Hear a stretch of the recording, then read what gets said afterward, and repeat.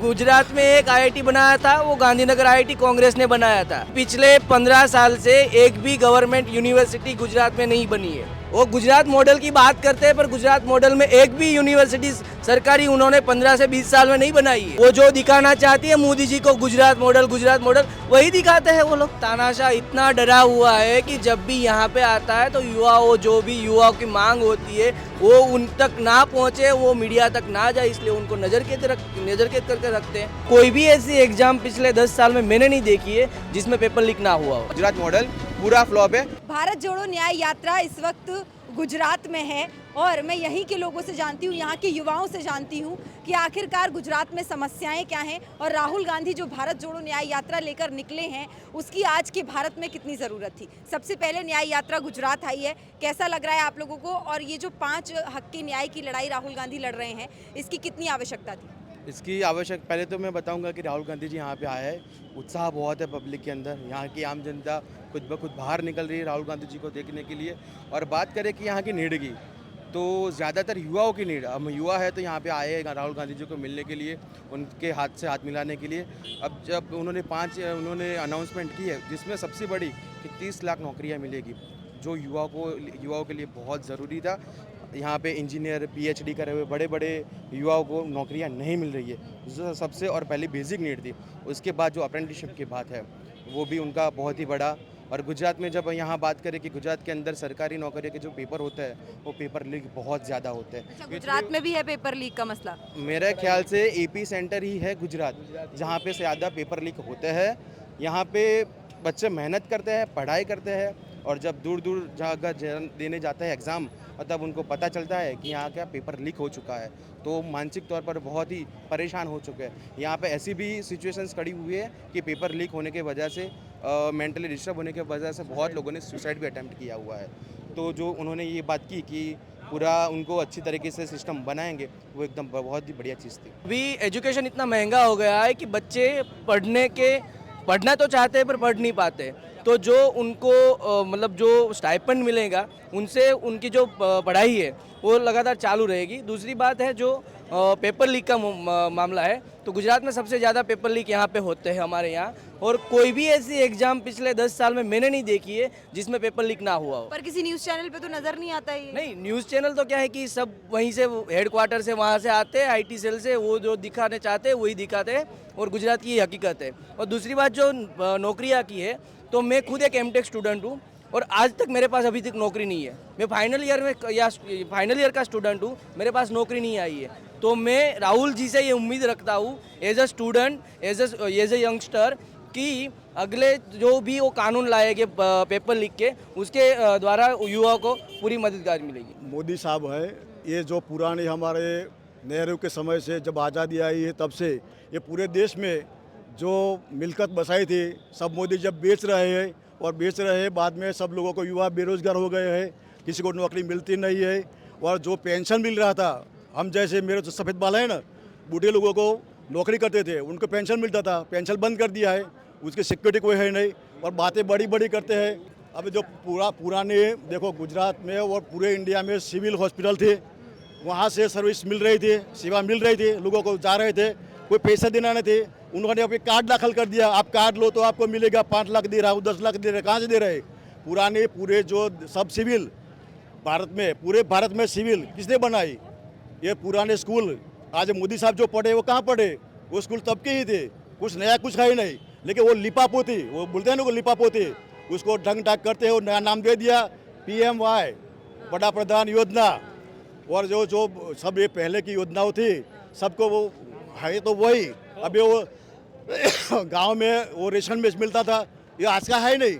मैं अभी 65 साल का हुआ, जब ये पुराना जब ये दुष्काल हुआ था, कुछ तकलीफ थी, तब जो MP गेहूँ आते थे, वो मकई आती थी, वो सब सोसाइटी में मिलता था, तेल मिलता, सब मिलता था। अभी लोगों को वो बोले वो मेरी बहना करके, तेरे आंसू मैंने लूचे है, कहाँ लूचे है?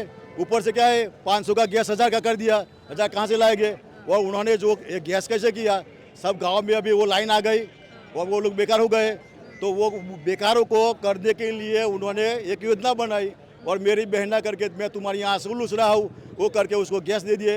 अब आप देखो घर पे जाओ तो जो अब ये है ना, उसका डब्बा बन गया है, ऊपर वो पानी का मटका रखते हैं। क्या करे, 1000 रुपये कहाँ से लाए? वो खाना खाए या वो करे? वो जो धुआं निकलता था वो अच्छा था, लेकिन अब तो सब ये बोलते हैं मेरी बहना हो, तो बने भी को आंसू आ गए हैं। वो क्या करे? एनपीएस दाखिल किया है, एनपीएस। तो क्या है, जो रुकान है वो आप कंपनी में करो, वो कंपनी उनकी होती है, कंपनी गए फर्चे में, पैसा कहाँ से मिलेगा? तो पेंशन के बाद उसको क्या मिलेगा? ठल्ला मिलेगा उसको, क्या मिलने वाला है? पैसा भी नहीं मिला, पेंशन भी नहीं मिलेगा। और जो लोग ये एमपी एमएलए है 5 साल काम करते हैं और वो पैसे लेके करोड़ों रुपये लेके वहाँ चले जाते हैं, लोगों का, आम लोगों का क्या? तो राहुल जी, आप उनका तो 5 पीढ़ी चले उतना उनके मिलकत है, उसको ये निकलने की पाँव चलने की कोई ज़रूरत है ही नहीं। लेकिन ये आम आदमियों के लिए निकल पड़े हैं। पैसे वो कन्याकुमारी से कश्मीर का किया, अभी मणिपुर क्यों किया? अब ये बोलते हैं अब आज नारी संरक्षण दिवस नहीं, आज तो नारी का दिवस है ना आज, तो मणिपुर में क्या किया? नंगी करके मार डाले लोगों को। क्या हाल है? कहीं सिक्योरिटी कोई है ही नहीं। ये बोलते हैं गुजरात मोदी जी कह रहे हैं कि अमृतकाल चल रहा है। अमृतकाल चल रहा है, भाजपा कह रही है। वो तो अपने जो पंचांग होता है ना, उसमें अमृतकाल आता है, वो ले लिया उन्होंने। ये तो उठांतरी कर लेते हैं। अमृतकाल आजकल का नहीं है, पहले भी राजाओं के समय में सुवर्ण काल था, अमृतकाल नहीं था। वो राजा हर्षवर्धन कौन था? उसके समय में वो सुवर्ण काल थे, वो सोने की चिड़िया थी, दूध वो था, वो कोई नया नहीं है। और खाली वो लिपा पोती ही है, पुराने के ऊपर लिपा पोती करते हैं। आपको मालूम है ना, गांव में छान होता है ना, छान गोबर लगा देते हैं, वो पूरा दिवाली पे हो गया, बस कलर ऊपर लगा दिया, कलर जैसे आपने भी लगाया है। जैसे राहुल, वो छल होता है ना, वो एक मैसेज आता है व्हाट्सएप पे कि एक वो होता है, उसको बोलता है घरवाली को, अरे उसको वो 2 दिन हो गए, बाद में वो नहा लिया तो मॉडल चेंज हो गया, वो बोल के बहन तो कौन है? वैसी बात है। बाद में असल तो लोगों को मालूम हो गया है, ये इतना भी बोले कि मैं इतना करोड़ दिया, लेकिन वास्तव में लोगों के पास कुछ है नहीं। ये बोलते हैं कि रोड विकास, क्या विकास है? विकास किसको बोलते हैं? अब मैं रोड पर आया, घाबर से इधर आया, इतने खड्डे हो गए हैं, ये बस 1 घंटे की जगह 2 घंटे लग जाते हैं। इसमें उसका टायर का वेयर टेयर सब होता है। पिछले 15 साल से एक भी गवर्नमेंट कॉलेज या यूनिवर्सिटी नहीं बनी है। कैसा गुजरात मॉडल होता है? प्राइवेटाइजेशन होता है। कुछ दिन पहले मोदी जी ने बोला है हर घंटे नए आईआईटी और एम्स बन रहे हैं भारत जगह पे बने। गुजरात में एक आईआईटी बनाया था, वो गांधीनगर आईआईटी कांग्रेस ने बनाया था। उसके बाद एक एनआईटी बनाया था सूरत में, वो कांग्रेस ने बनाया था। उसके बाद एक भी आईआईटी और एक भी एनआईटी गुजरात में नहीं बनी है। और पिछले 15 साल से एक भी गवर्नमेंट यूनिवर्सिटी गुजरात में नहीं बनी है। सब बनी है, सब प्राइवेट बनी है। पिछले साल 9 से 10 प्राइवेट यूनिवर्सिटी को परमिशन दी गई थी। जो भी प्राइवेट कॉलेज है उसको प्राइवेट यूनिवर्सिटी बनाते हैं, पर एक भी जो सामान्य नागरिक है, सामान्य नागरिक के बच्चे हैं, उनके लिए एक भी यूनिवर्सिटी गवर्नमेंट नहीं बनाई है। और जो सामान्य नागरिक है वो 1-2 लाख की फ़ी भर के नहीं पढ़ सकते, तो उनके लिए कोई भी प्रावधान नहीं है। उनको अपने बच्चों को पढ़ाई से उतारना पड़ता है क्योंकि उनके पास पैसे नहीं है। अगर प्राइवेट कोई यूनिवर्सिटी की जगह पे गवर्नमेंट यूनिवर्सिटी बनाते, गवर्नमेंट कॉलेजेस बनाते, तो जो आम बच्चे हैं, जो आम आदमी के बच्चे, वो ठीक से पढ़ सकते हैं।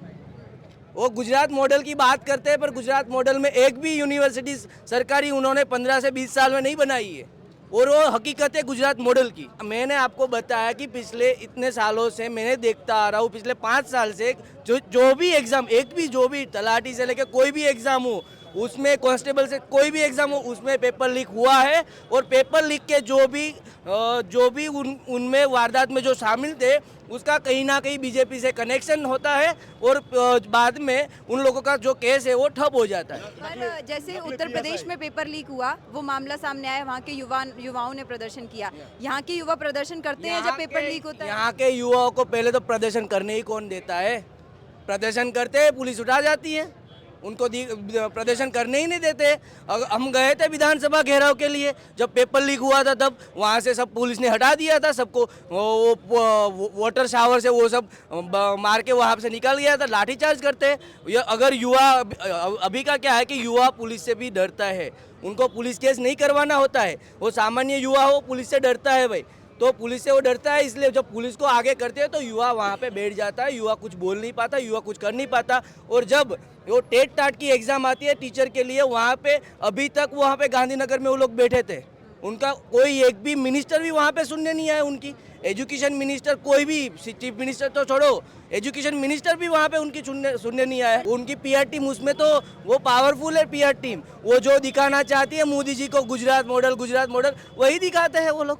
यहाँ बात ऐसा है, मैं बोलो इसमें मोदी जी अपने राहुल जी को बोलना पड़ा था, गुजरात के मेरे मित्र मीडिया के मित्र, बाद में उन्होंने बाद में कहीं लगभग चालू में बोला था राहुल जी ने कि हमारे तो आपको कुछ कवर करते नहीं, उनके ही कवर करते हो। वो राहुल जी ने खुद कल जालू में बोला है, कल के वीडियो में है, कल के राहुल जी को भी बोलना पड़ा कि मीडिया हमारा कुछ सुनती नहीं, मीडिया वाले मित्र ऐसा करके कुछ बोला, बाद में कुछ चलाया था।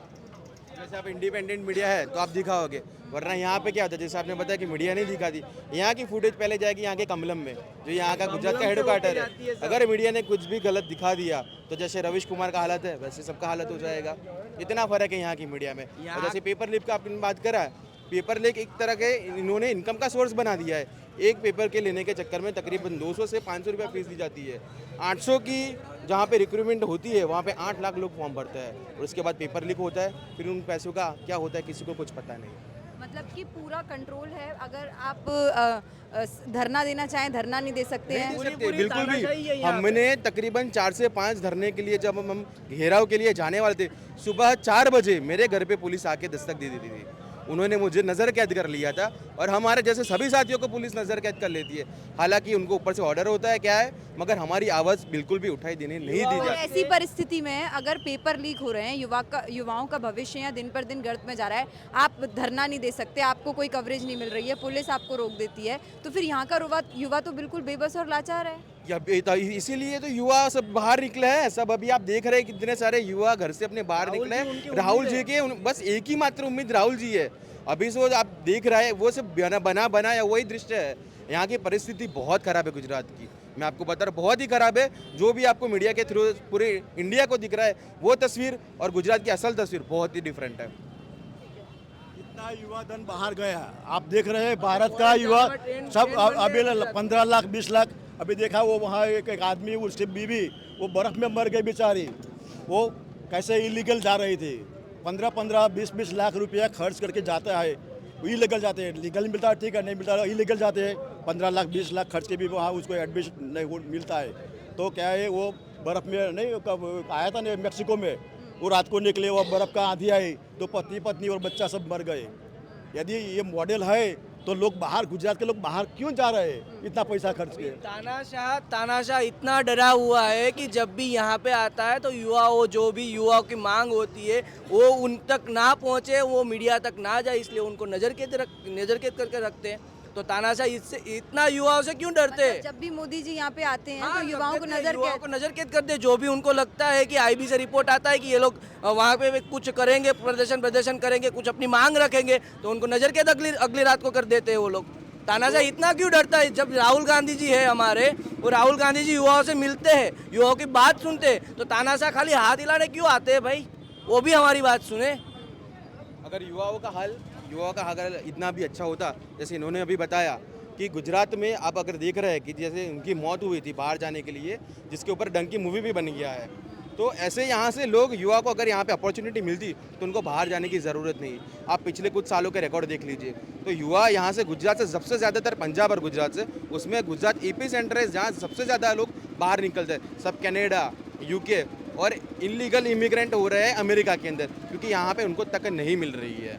और यही सबसे बड़ा रीज़न है कि ये गुजरात मॉडल पूरा फ्लॉप है, क्योंकि युवा ही भविष्य है हमारा, ऐसा हम सब बोलते हैं, हम मानते हैं, और यही चीज़ हकीकत है। और जब युवाओं को ही भविष्य नहीं मिलेगा तो सीधी सी बात है, क्योंकि यहाँ के जितने भी बड़े, इंडिया के सबसे बड़ी कंपनियाँ हैं, उनके सभी CEO वगैरह इंडियन ओरिजिन की ही है।